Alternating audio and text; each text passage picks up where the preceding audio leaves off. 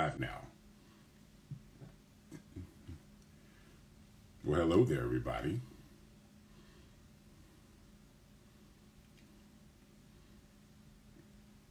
Hello.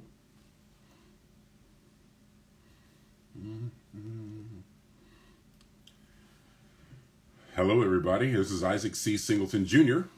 I'm waiting for my friend Ace to come on in. We're going to do a little wave, I'll wave back. Mm-hmm.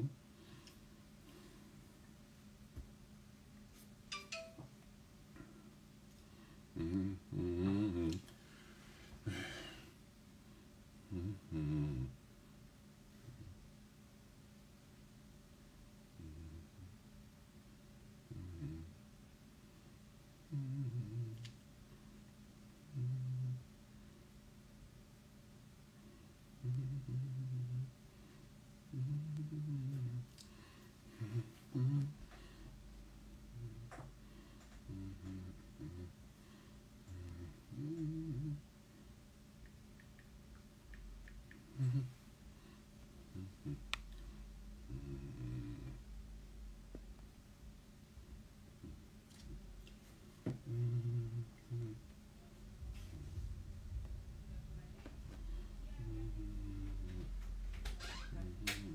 Hey, Isaac. Yes. Did you get my text with the pictures from Christmas? I didn't, but I'm on a live event right now. Oh, he's on a live event, but he's saying he didn't get them either. Mm-hmm.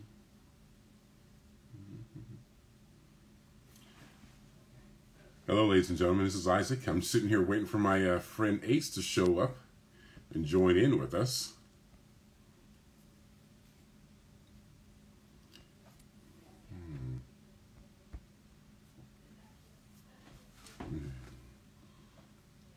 As you know, I'm not in California right now. I'm in Florida with family and friends, having a great time. And I'm trying to do a live for the very first time. As you know, we usually do it with Ace's on Ace's account, but we thought we'd try it on mine this week. Mm-hmm.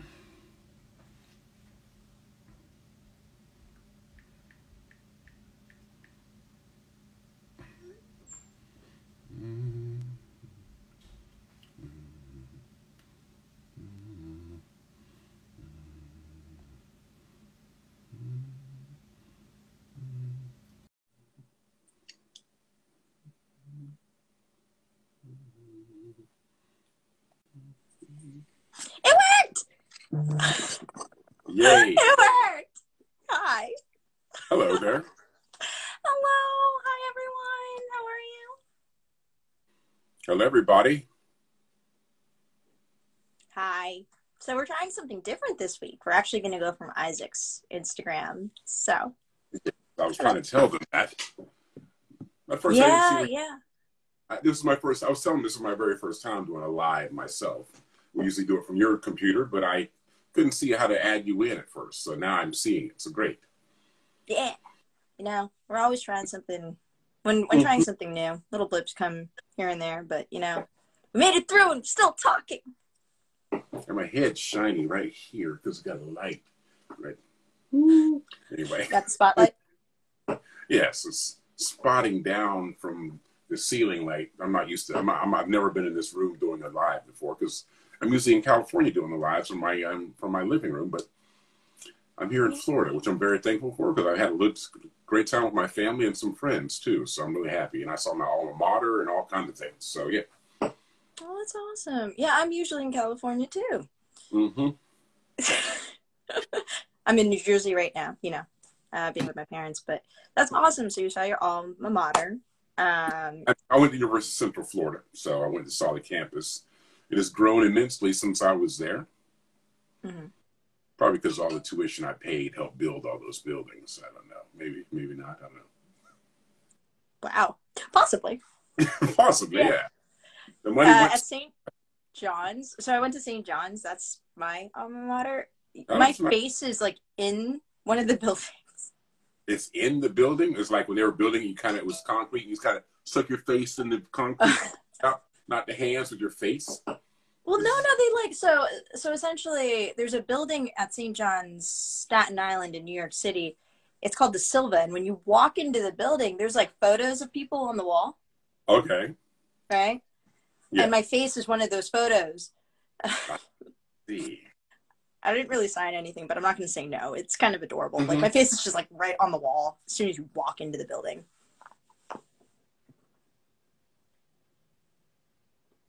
I'm grateful for the recognition. Let's put it that way. Okay. Well, yeah, we used to start off with what we're grateful for. All right. I am guess. thankful for coffee. Okay. Is that an iced coffee or is that? It is nice. It's the white. It's a venti iced white mocha chocolate. White chocolate mocha from Starbucks. And it is fantastic, especially since my flight is tomorrow morning. Are you flying back to Cali tomorrow? Yeah. Usually New Year's Day I do something, usually a specific Buddhist activity to start the year off. So no, I won't be partying December 31st, not at night. But I will be taking the opportunity to do some spiritual practice in the AM. Okay. That's another thing that I'm very grateful for. All right. I'm also grateful for, gosh, I'm so grateful for my practice. I'm so grateful for my spiritual practice. Like, if I didn't have... Oh, no, we froze. Weird challenges we have a technical arise. difficulty right now. Ace is frozen. Oh, hi, I'm back. Can you hear me? Okay, she's back now. Okay, good. What did I leave off on? You said you were very thankful for your spiritual practice. If you didn't have your ex, then you froze. That was a great impression. Okay. So if it wasn't for my spiritual practice, so I chant Nam Myoho Renge Kyo, very similar to Tina Turner or Orlando Bloom. And what ends up happening is like the wisdom behind it is if obstacles are arising and things are moving and changing and things are like kind of hectic, it means you're on the right path. Okay. That means like your spiritual practice is there to like, center you as you move through it and then choose the right decisions as you chant. And then you kind of just take action. And if it wasn't for the fact that I had this practice, I wouldn't feel so happy right now as I'm going through many different challenges. But I'm understanding and seeing like the benefit and greatness in my own life. I don't feel disempowered. I feel like the changes are necessary and I feel like growth is really fulfilling. Well, that's great. I'm glad for you. Thank you. Yeah. As we've been on talks today. We're growing! Yes. Okay, so what am I thankful for? I'm definitely thankful that I got a chance to spend time with my family here in Florida. Beautiful. Thankful that I made a safe trip here. I'm glad I made it here safe and sound. And I'm glad that it's been a really fun and loving experience all the way around since I've been here. Yeah, it's been wonderful. I'm also thankful I got to see some of my best friends when I was in Orlando. And I got to see my alma mater. I mean, just a lot of great things I've got to do since I've been here and I've enjoyed because I haven't been here in a couple of years. So it's wonderful to come back here. So, yeah. Oh, that's awesome. I'm just thankful all the way around. Have family and friends around. Everybody's healthy and happy and we're having a good time together. Yeah, same. Oh, my gosh. My mom is like, your mother's cooking? No one can replace your mother's cooking. I know. Oh, yeah. It's so great. Like, my mom made like some of the best lumpia. It's like a Filipino. Oh, I know what lumpia is. Believe me. When we lived in Germany, we had some friends that were from Philippines, and we'd go to their house, and they'd make lumpia, and we'd have great times sometimes. Yeah, I know what lumpia is. I've had that since I was a junior in high school. Yeah. Yeah. Next time so my mom was actually going to make some, but and then I was going to bring it over. But for now, I think what I'm going to do is just. You're going to eat it all. That's what you're going to do. I did not say that. I said that maybe I'll figure out a way for her to send me frozen lumpia. I don't know. It's like so good. It's addicting. Oh my gosh, I love it. Yeah. I got already excuses now. I would have brought some back, but it just doesn't keep as well as it does on a plane, so I had to eat it. And just before I go, it's that good, guys. It's really that good. Hashtag Filipino food. Oh, Jess, did you see that? Is that the honey? Yes. Is that a Yes, it is. caterpillar behind you? It is. This is my niece's handiwork. Oh, okay. That's a hungry caterpillar. Yeah, if you see their handprints. I can see bubbles. I Okay. see red at the end of it. Is that its head? Yeah. Those are 7 handprints. So the top Ah, one is like a peace sign. That's like her little hand. And then the other one's okay. upside down. Yeah. Okay, then. All right, then. Yeah. So like while I'm in New Jersey, as you can tell, this is the home from New Jersey that I grew up in since I was like 4 years old. The Garden State. You know, remember that movie, The Garden State? I remember Garden State. It was called The Garden State or just Garden State? I think it was Garden State with Natalie Portman, and yeah, that's pretty accurate. Okay. It's kind of like, I saw it personally. I never saw it. I just remember the previews and things like that, but I never saw the movie. oh yeah, when I watched it and I came back home to New Jersey to visit once when I was living in California. And I saw Garden State, and I was like, this is too like this is like too close to home. Literally, like there's like the way that like New Jersey is portrayed is so accurate. Oh, so it's accurate done. The movie accurate as far as New Jersey is concerned. Very accurate, even down to the like hamster graveyard. You'll see it. Okay. Was this a rom-com? What kind of movie was this anyway? I think it was like one of those coming of age types of Oh, things. It's like about a guy who an accident happened with his parents and he decided to go to California where he went on to be an actor and whatnot. And then he came back because his mother passed away. oh. And the entire time that he's in California, he's on some type of mental health drugs because his father's a psychiatrist. And the moment he goes back to New Jersey, he gets off the drugs, gets off all of them, and then starts realizing like what really is true. And yeah, and then he comes to his own realizations of like how to move forward instead of numbing himself in life in California. Like, how to really, yeah, it's really good. It's actually really good. Maybe I'll watch it then. Yeah. Okay. I'll put that on my watch list. What is on your watch list now? Oh, gosh. Well, shoot. I just came from a movie just now. I went and saw The Kingsman about an hour and a half, 2 hours ago. I was very happy that we saw that. It was great.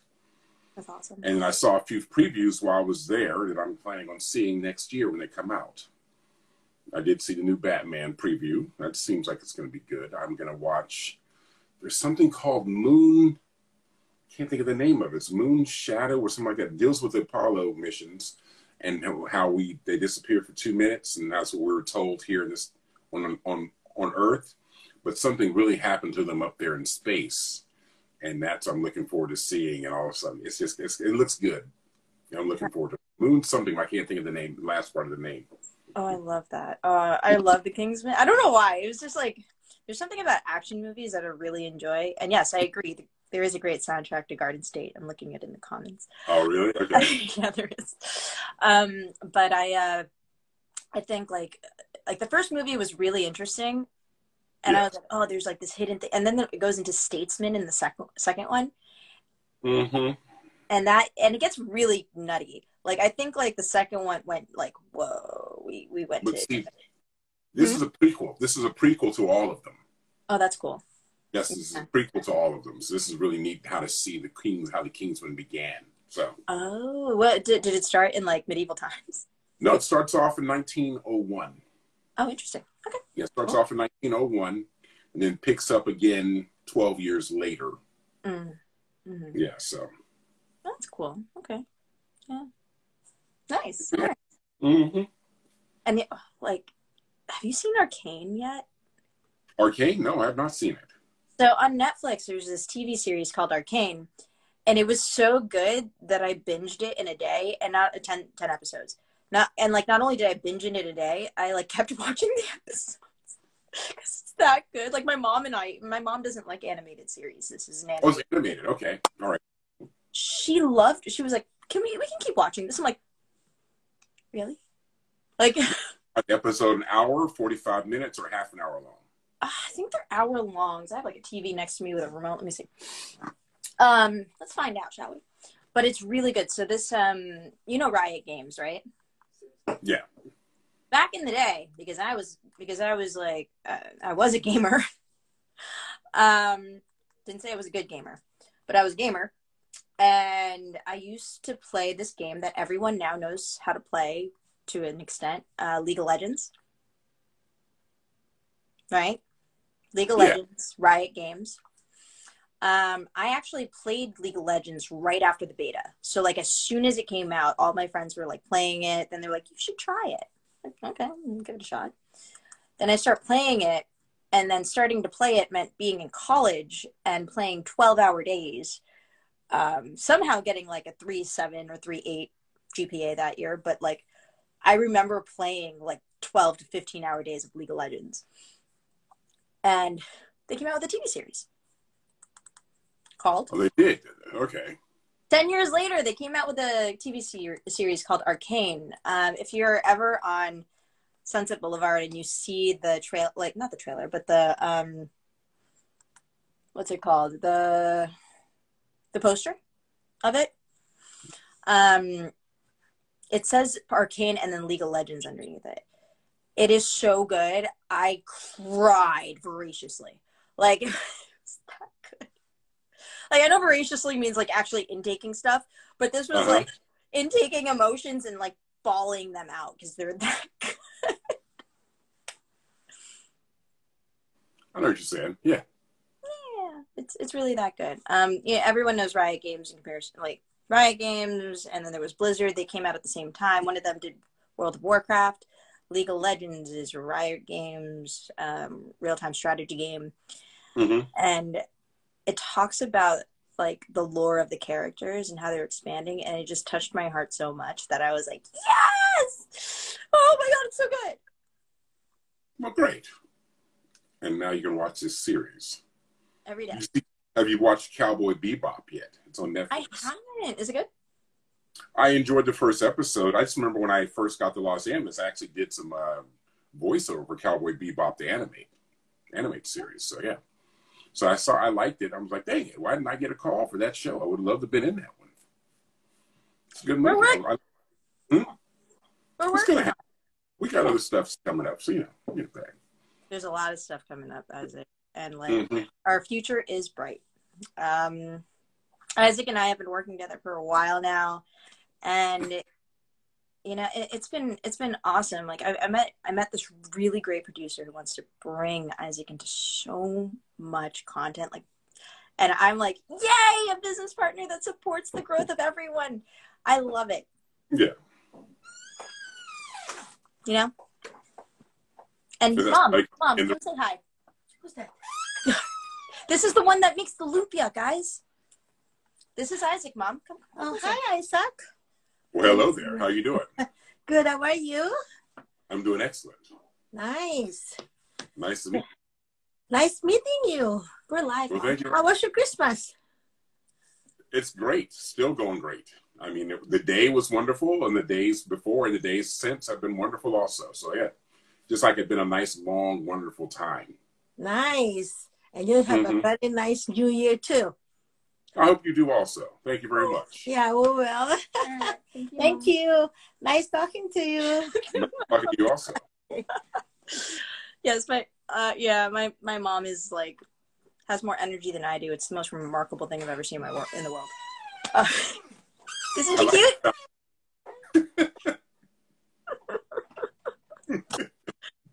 Yeah, I came from that.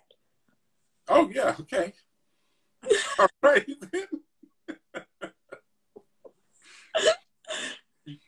Now you're making me think of when Dan accepted his Oscar this year. He's talking about his mom and his dad. He's like, my mom and dad had sex, and his mom's like, what did he say? It was so funny. Anyway, never mind. Because they look so innocent. Mm-hmm. And my mom actually. So all right. So fun facts, and a lot of people like. I was trying to be on like the same page with this woman who was in her like later 60s, and she was like expressing how she like I could kind of see that she was feeling a little envious of the fact that my sisters are like skin wise we don't wrinkle. because of that stereotype. And just to give her some clarity so that she didn't feel too bad, I was like, look, we don't wrinkle, but we shrink. Oh, you shrink? Okay. We do shrink. Like, we lose inches. Like, as we get older, we get shorter. But if you're we not don't very tall now. Oh, I've had relatives that were like at 6 foot or 5'8" and then shrank down to 5'2" by the time they were like in their 70s. It's a thing. Someone who was 6 feet tall shrank down to 5'2"? It's a thing. As you get older, like, you might not wrinkle, but you do. They bent over, and it was like, okay, let's just measure it from his head to the floor. No, it's just like you just kind of just get a little bit. I don't know what it is. Like, my mom shrank. She lost a couple inches already. Oh, okay then. Well, I got to figure that out because I like being 6'5". It's a lot of fun. I want to stay up here. Got to keep maybe I'll find a way to. Well, there'll be some breakthroughs by the time we get old they'll be able to keep our joints and our cartilage strong, and we won't have to worry about being hunched over or losing inches. Let's hope for that. That's what's going to happen. Yeah. Yeah, I agree. So I look at my sisters and I look at JLo, and JLo gives me so much hope for like being 50. Mm-hmm. Like, if I can do a Super Bowl at 50 and look like that, I'm good. If like my sisters are in their 40s and they haven't wrinkled yet. Okay then. They haven't shrank either, which is nice too. That's good. And one of them's a nurse, so she must know something, right? None of them are. My mom's a nurse. None of them are nurses. Oh, okay. I thought one of your sisters was also. Okay.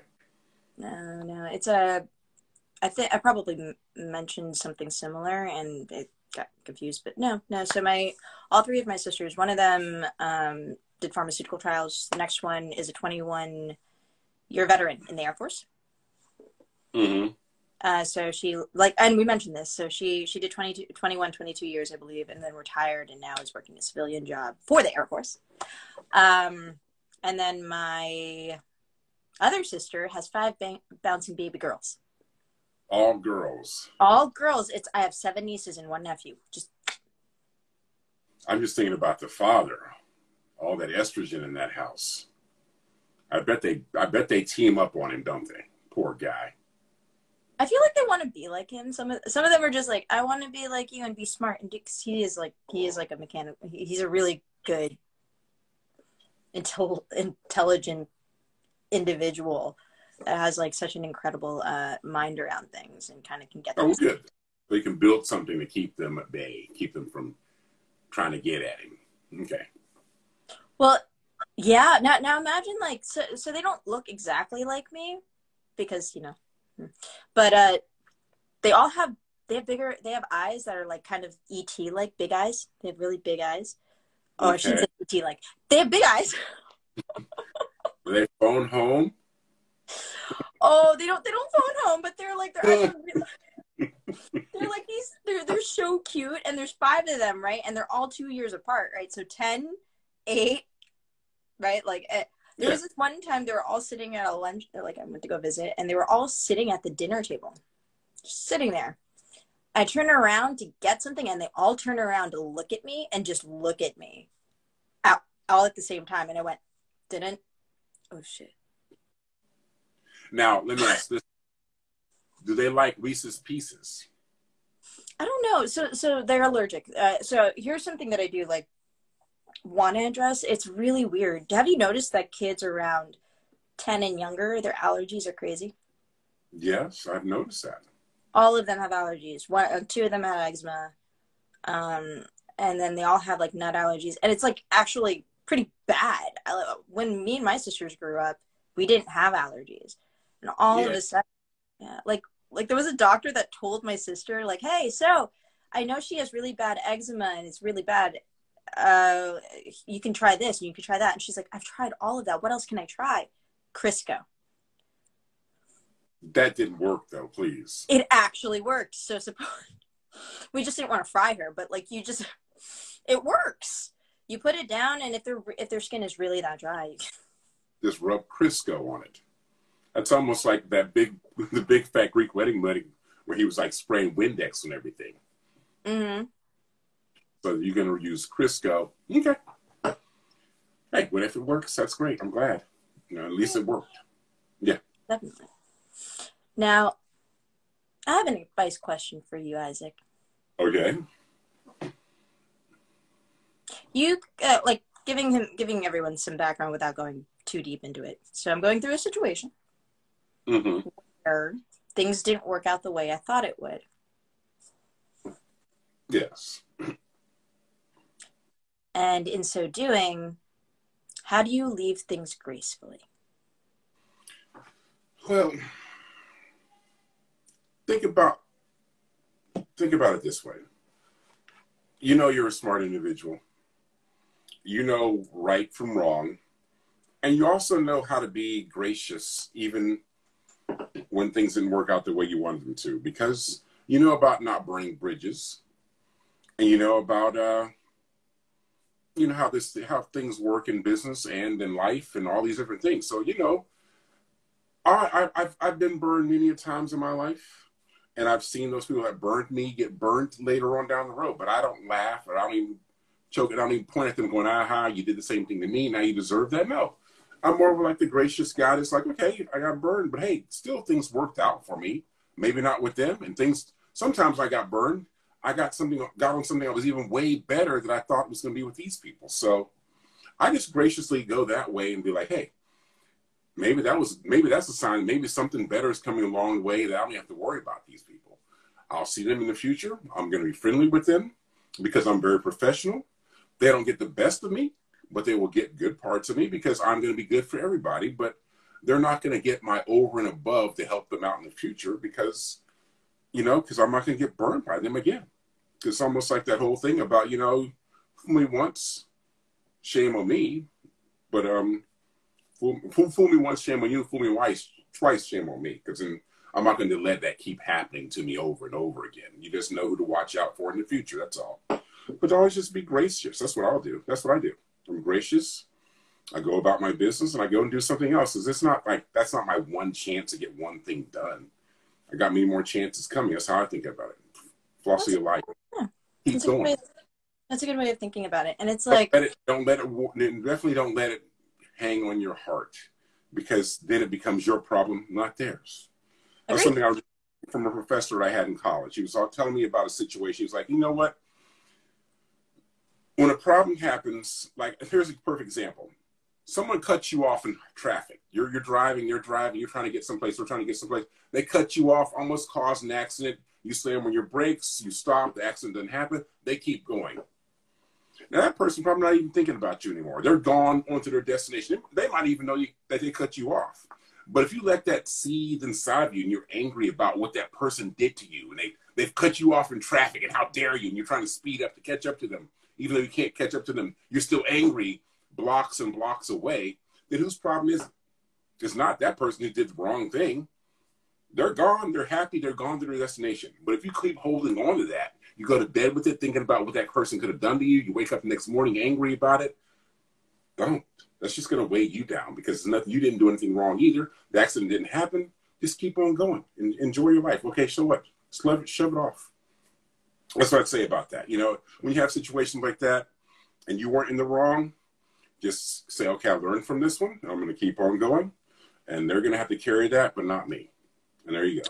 Well, that's so wonderful. Yes, that is actually a really great way of going about it. I think there was this interesting parable about maybe it was a monk. I don't remember. But I remember there was a person who there was this decree where they shouldn't be carrying people or touching people. I don't remember. But there were two people and they saw somebody on the side of the road and one of them picked them up, carried the person across the road. This is a really old parable, by the way. Okay. And set them down. And the decree was don't pick up, don't touch people, right? Something like that. Okay. I forgot. I don't know the exact terms, but the premise is understandable. So as once he put the person down, he just kept walking. And the guy that watched him do this was like, why did you carry that person across the street? You weren't supposed to do that. And he looked at the person and went, well, why are you still carrying the person? Because he's carrying the person in his mind. Okay. Yeah, instead of letting it go. And like, when you have goals and you understand what your mission is and you understand what you need to do by the end of the day. Yes. Whatever those odd obstacles are, Mm-hmm. as everyone has told me today, those are pebbles. You'll get past it. You're fine. Yeah. On top of that, like you said, you don't laugh at them and look at them like, ha ha, you got what you deserved. No, that's not how you should probably approach it. Yeah. At that point in time, you're focused on what you need to do, and what you have to accomplish. And when I mean accomplish, I don't mean like competitively compete against other people. I'm saying what you have to accomplish in your life before you don't have one anymore. You know what I mean? Just stay in your lane. Exactly. Stay in your lane and also focus on fulfilling. Because at the end of the day, it's really about that. True. Yeah. Yeah. And if somebody gets in the way of that, you say thank you and you move on. I remember there was one story that sounded similar to the parable you were talking about. It was like this creed, and I think it was a Chinese princess or something like that, where there was decreed across the land that no one should touch her, kind of a deal. You know, don't touch the princess. Anyway, she was in a boat, and the boat was going along, and her guard was there, and all that kind of stuff. Anyway, something happened. She fell out of the boat, but because of the decree, they weren't allowed to touch her, even to grab her and pull her back into the boat, because she was a princess, and you've been told you cannot touch this woman. So unfortunately, the princess died and drowned because no one could grab her and pull her up because of this decree of like, you can't touch her. So that's what you can't do. So now the princess is dead because no one could touch her, and she couldn't get saved because of this decree. I just remember that parable when I was a little kid. I was like, that's just sad. Yeah. Yeah. It's like, but, you know, there's situations that there's not all-ness situations ever. I remember these all-ness stories. I mean, and you know, there's certain things you just got to do that you can't just let a blanket rule your entire being. So now this princess died because no one could save her because of the decree that she couldn't be touched. Yeah. Yeah. And I've learned that. So what is right is determined by what the outcome is, like the outcome, like so the decided outcome. Like if you decide, I want to be happy, I need to do this, or me and this person, we need to accomplish this goal. What is right, truly right, is reliant upon what the goal is and what the outcome is. Of course, people involved, you always want to make sure everyone's safe. But if that is the goal, right? Like the goal is to accomplish this while everyone is safe, everyone gets what they need, everyone is valued, everyone is heard, and you move in this direction, right? Then what is right is easy to discern from what is wrong. That's true. Yeah. And everybody knows from childhood what's right and what's wrong too. You know what I mean? And I love it whenever you do a business deal, when everybody wins. You know, there's win-win situations in business. There are plenty of win-win situations where one doesn't have to be a loser, just someone else can win. I think there's plenty of times when you can come to an agreeable situation and everybody can come away with something that you wanted. It's what we call create value. Mm-hmm. So creating value means you are actually doing win-win situations. You are not just like thinking of like, I'm going to contribute value and only I would. No, that's not how this works. Creating value means it's a win-win situation for everyone involved. Yeah. Speaking of which, Isaac, as here's a win-win situation, we get to talk about things. And your buddy here is about to ask you to be on another live. My buddy here. Check out the comments. Who? Morio, Foam Junkies. Oh. Thank you, win. Okay. See? Yeah, I know him. Yeah, he wants to be on one of their shows. I'm going to call him up and talk to him about that. And that is a win-win. I'm happy you won. And I'm happy that you talk to me all the time. Happy to talk to you also. Yeah. Oh. Well, take us home, Isaac. All right, then. Well, thank you very much, everybody, for joining in our live today. We had a great time. And I look forward to talking to you all again soon. Have a spectacular day. And Once again, I'm just thankful and grateful for all of you and for all this time. Thank you. Happy New Year, everyone. Happy New Year all. Bye. Goodbye.